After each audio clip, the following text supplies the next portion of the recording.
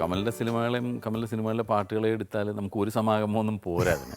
അല്ല, ദിവസങ്ങളോളം നമുക്ക് സംസാരിക്കാനുണ്ടാവും. കമലിൻ്റെ എല്ലാ സിനിമകളിലും എന്നും പാട്ടുകൾ ഒരുപാട് ഹൈലൈറ്റ് ചെയ്യപ്പെട്ടിട്ടുണ്ട്. എല്ലാ സിനിമകളിലും എല്ലാ പാട്ടുകളും ശ്രദ്ധിക്കപ്പെട്ടിട്ടുണ്ട്. എനിക്ക് തോന്നുന്നു കമലിൻ്റെ സിനിമകൾക്ക് വേണ്ടി സംഗീത സംവിധാനം ചെയ്തതിൻ്റെ പേരിൽ തന്നെ ഒരുപാട് സംഗീത സംവിധായകർക്ക് അവാർഡുകൾ, അംഗീകാരങ്ങളെല്ലാം ഒരുപാട് കിട്ടിയിട്ടുണ്ട്. ഗാന രചയിതാക്കൾക്കായാലും കമലിൻ്റെ സിനിമകൾക്ക് വേണ്ടി പാട്ട് എഴുതിയതിൻ്റെ പേരിൽ. അപ്പോൾ അതുകൊണ്ട് ഗിരീഷൊക്കെ നമ്മൾ മുമ്പൊരിക്കൽ പറയുകയും ചെയ്തു അല്ലേ, കമലിൻ്റെ ഒരു പടത്തിന് വേണ്ടി പാട്ട് എഴുതാൻ വേണ്ടിയിട്ടുള്ള ശ്രമം അങ്ങോട്ട് അത്ര. അപ്പോൾ അന്ന് ഞാൻ ചോദിച്ചു, പാട്ടുകൾക്ക് വേണ്ടിയിട്ട് ഇത്ര ഇങ്ങനെ ശ്രദ്ധിക്കുന്നത് എങ്ങനെയാണ്, അല്ലെങ്കിൽ പാട്ടുകളോട് ഇത്രയും ഒരു ശ്രദ്ധ കൊടുക്കുന്നത് എങ്ങനെയാണ്. അപ്പോൾ ഈ ഒരു സിറ്റുവേഷൻ മനസ്സിൽ കണ്ടിട്ട് അതിന് മാച്ച് ആവുന്നൊരു ട്യൂൺ കേൾക്കുമ്പോൾ കമൽ ഓക്കെ പറയുകയാണോ, അതോ ഇത്രയും കാലത്തൊരു എക്സ്പീരിയൻസ് കൊണ്ട് ഈ ട്യൂണല്ല, അല്ലെങ്കിൽ ഈ ട്യൂൺ വന്നാൽ ഹിറ്റാവും, അങ്ങനെ ഒരു മാജിക് അറിയാമോ? മാജിക്കൊന്നും അറിയില്ല, കാരണം ഇതിനകത്ത് മാജിക്കില്ല. കാരണം എനിക്ക് തോന്നുന്നത് ആ സബ്ജക്റ്റിൽ പാട്ടിനൊരു ഇമ്പോർട്ടൻസ് വരികയും പാട്ടിൻ്റെ സിറ്റുവേഷൻസ് കറക്റ്റാവുകയും ചെയ്യുകയാണെങ്കിൽ തന്നെ പാട്ട്, ഞാൻ പറയുക, പകുതി സക്സസ് ആവും എന്നുള്ളതാണ്. ആ സബ്ജക്റ്റിനോട് മനസ്സുകൊണ്ട് അടുക്കാൻ പറ്റുന്നൊരു മ്യൂസിക് ഡയറക്ടറും ലിറിക് റൈറ്ററും കൂടി ഉണ്ടെങ്കിൽ തീർച്ചയായിട്ടും നല്ല പാട്ടുണ്ടാവുമെന്നാണ് എൻ്റെ ഒരു അനുഭവം തെളിയിക്കുന്നത്. ഉണ്ണികളെ ഒരു കഥ പറയാവുന്ന സിനിമയിലേക്ക് വരാൻ, കാരണം ഞാനൊക്കെ സിനിമയിലേക്ക് വരുന്ന സമയത്താണ് കമല പടം ചെയ്യുന്നത്. അപ്പോൾ അതിലെ പാട്ടുകൾ അന്ന് അല്ലേ ഒരുപാട്, എല്ലാ പാട്ടുകളും തന്നെ ഭയങ്കരമായിട്ട് ഹിറ്റായ പാട്ടുകളാണ്. എല്ലാം ആളുകൾ ഇന്നും മത്സരവേദികളിലൊക്കെ ഒരുപാട് കുട്ടികളൊക്കെ പാടുന്ന പാട്ടുമാണ്. അപ്പോൾ ആ സിനിമ എങ്ങനെ ഉണ്ടായി, അല്ലെങ്കിൽ ആ സിനിമയിലെ പാട്ടുകൾ എങ്ങനെ വന്നു, അതാവാം നമുക്ക് ഇന്നത്തെ നമ്മുടെ ഒരു സബ്ജക്റ്റ്. അപ്പോൾ ആ സിനിമയുടെ കഥയെപ്പറ്റി പറയുമ്പോൾ നമുക്കതിൻ്റെ തിരക്കഥാകൃത്തായ ശ്രീ ജോൺ പോളിനെ കൂടെ ക്ഷണിക്കാം.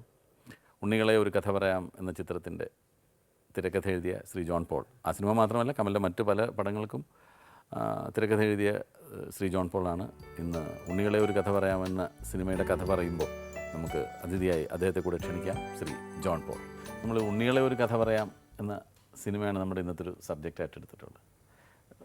എങ്ങനെയായിരുന്നു നിങ്ങൾ ആ ഒരു സബ്ജക്റ്റിലേക്ക് ലാൻഡ് ചെയ്തത്? കമലിൻ്റെ ആദ്യ ചിത്രം ഞാൻ തിരക്കഥ എഴുതിയ മിഴിനീർ പൂവാണ്. അപ്പോൾ അതിൻ്റെ ആലോചനാ വേളകളിലും മറ്റുമൊക്കെ ഞങ്ങളിരുന്ന് പല കാര്യങ്ങൾ ആലോചിക്കുകയും അടുത്തൊരു പ്രൊജക്റ്റ് ചെയ്യേണ്ടി വന്നാൽ എന്ത് കഥ ആലോചിക്കാം എന്നുള്ളതിനെക്കുറിച്ചൊക്കെ.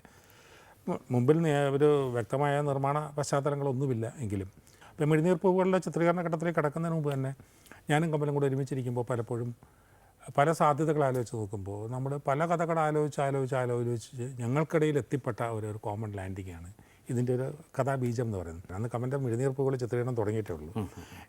ഞാൻ ഓർക്കുന്നു കമലിന് ആ ചിത്രത്തിൻ്റെ ഡബിങ് ടൈമിലാണ് ലാലും മറ്റേ കൊച്ചുമോനും കൂടെ കമലിന് വന്നത്. അപ്പോൾ കമലിന് ഇൻഡസ്ട്രിയിലും കമലിൻ്റെ മനസ്സിൻ്റെ ഉള്ളിലും കിട്ടുന്നൊരു മൊറൈൽ ബൂസ്റ്റിംഗ് ഉണ്ട്. ആദ്യ ചിത്രം തിയേറ്ററിൽ എത്തുന്നതിന് മുമ്പ് തന്നെ അപ്പോൾ ലാൽ ആ കാര്യത്തിൽ കാണിച്ചൊരു വലിയ സന്മനസ്സുണ്ട്. കാരണം മിഴിനീർ പൂവുകൾ എന്ന ചിത്രത്തിൽ അഭിനയിക്കുമ്പോഴേ ലാലിന് കമലിൻ്റെ ഒരു പൊട്ടൻഷ്യൽ തിരിച്ചറിയാൻ കഴിഞ്ഞിരുന്നു. ഈ ചെറുപ്പക്കാരനെ വെച്ചാണെങ്കിൽ അതിൻ്റെ ഒരു നിർമ്മാതാവിൻ്റെ റോളിൽ നിന്നുകൊണ്ട് എൻ്റെ റിസ്കിനെ ഫേസ് ചെയ്യാൻ ഞാൻ തയ്യാറാണ്. I have trust in him.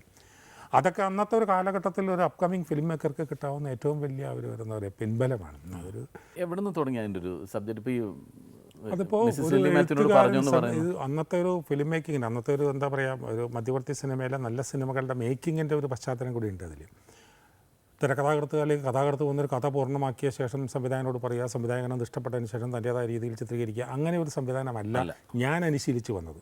എന്ന് പറയുമ്പോൾ ഭരതൻ്റെയും മോഹൻ്റെയും സേതുമാധവൻ്റെയൊക്കെ സ്കൂളിൽ നമുക്ക് പരിചയമുണ്ടായിരുന്നത് ഒരു കഥയുടെ ആദ്യ ബീജം ചിലപ്പോൾ സംവിധായകൻ്റെ മനസ്സിലോ എഴുത്തുകാരൻ്റെ മനസ്സിലോ ചിലപ്പോൾ രണ്ടുപേരുടെ മനസ്സിലും ഒരേ സമയത്തോ പിറവിയെടുക്കാം. അത് പിന്നെ അത് എത്തപ്പിഴറേണ്ട സിനിമയിലേക്ക് അതിനെ എത്തിക്കുന്നതിന് വേണ്ടിയുള്ള പ്രയാണം എന്ന് പറയുന്നത് അതിൻ്റെ വേദനയും അതിൻ്റെ പെടച്ചിലും അതിൻ്റെ ഒരു ഉന്മാദവും ആഹ്ലാദവും ഒക്കെ ഒരുമിച്ച് ഷെയർ ചെയ്യുക എന്നുള്ളതാണ്.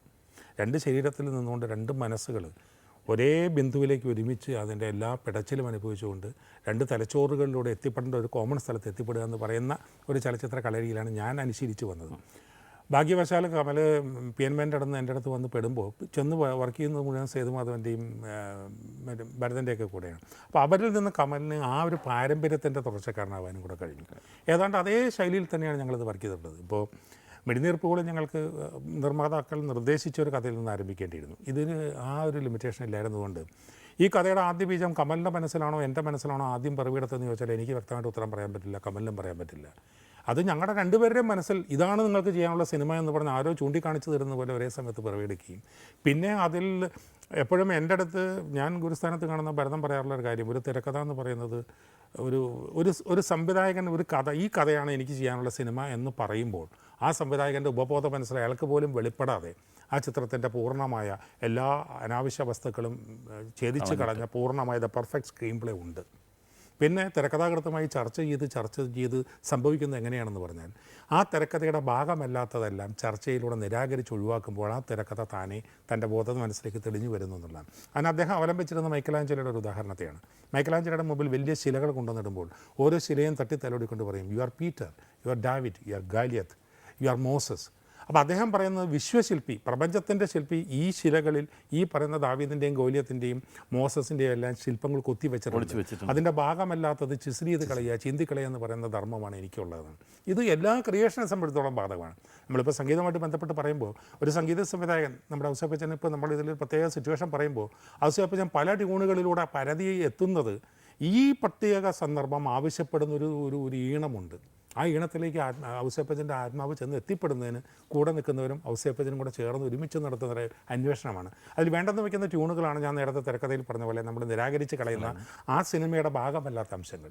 അതിൽ കമലിൻ്റെ ഭാഗത്തു നിന്നുള്ള സംഭാവനയാണോ എൻ്റെ ഭാഗത്തു നിന്നുള്ള സംഭാവനയാണോ എന്നുള്ള ഒരിക്കലും ഞങ്ങൾക്കിടയിൽ വേർതിരിവുകൾ ഉണ്ടായിട്ടില്ല.